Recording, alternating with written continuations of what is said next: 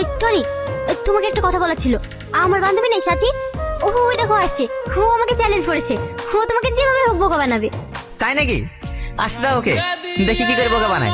হে, তুই এখানে কি করছিস রে হঠাৎ করে? সেই কৈফিয়ত আমি তোকে দেবো না। আজ আমি টনিকে সব সত্যি কথা বলবো। কি বলবে বলো?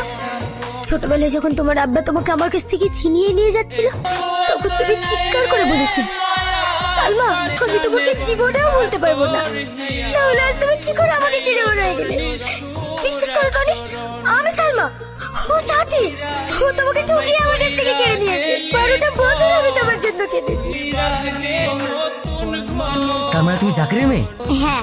উতার দিন একদিন জেনে যাবে, সেদিন সেটা আমার উপর ছেড়ে দিন, টনি কোনোদিনও জানতে পারবে না। এই নে আমার বিয়ের কার্ড।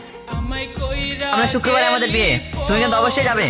চ্যালেঞ্জ করেছিলি আমার বয়ফ্রেন্ডকে নাকি তুই ঠকাবি, সেটা তো আর পারলি না। আলমা, তোর মা কোথায় গেছে রে? এই ছেলেটাকে তো চিনতে পারলাম না। আমার নাম টনি। তুমি টনি? সেই ছোটবেলায় দেখেছি। কবে বাড়ি এসছো বাপ?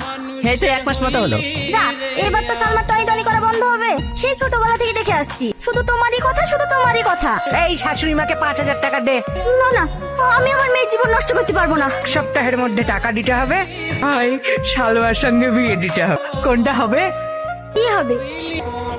তুই মহেশ বাবুকে বিয়ে করবি? কি করবো বলো মা, এতদিন যার অপেক্ষায় ছিলাম সে তো আজ অন্ধকারে। আব্বার ঋণ শোধ করতেই হবে। আমি যে শুনলাম তোমার বিয়ে সালমার সাথে হচ্ছে। হ্যাঁ কাকা, সালমার সঙ্গে হচ্ছে। প্ল্যানে বসেছিল। না না, ও কেন সালমাতে যাবে? ও তো সালমার বান্ধবী। না না কাকা, আপনার কথা ভুল হচ্ছে, ওই সালমা। দেখো টনি, যে মেয়েটা আজ 10-12 বছর ধরে শুধু তোমার খোঁজ নিতে আসতো, তুমি কবে বাড়ি আসবে না আসবে, আর সেই মেয়েটাকে আমি চিনবো না?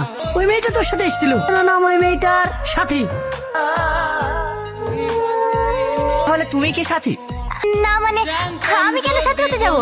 আমি তো সালমা। টনি, চিৎকার করো না আব্বা। কি ভেবেছিলে তুমি?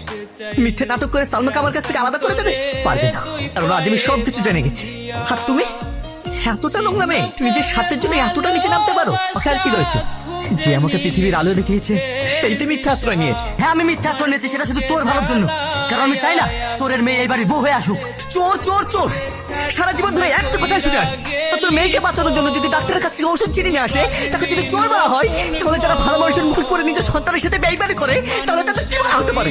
বেঈমান, বিশ্বাসঘাতক। আর কত নিচে নামবে তুমি নিজের জেদ বজায় রাখার জন্য? তোমার ছেলে জীবন নষ্ট করে দিচ্ছিলে। থাক মা, উনি তো বলেই দিয়েছে, আমি যদি সালমাকে বিয়ে করি, এ বাড়িতে হয় উনি থাকবেন, না হয় আমি। তা আমি এই বাড়ি ছেড়ে চলে যাচ্ছি সালমা।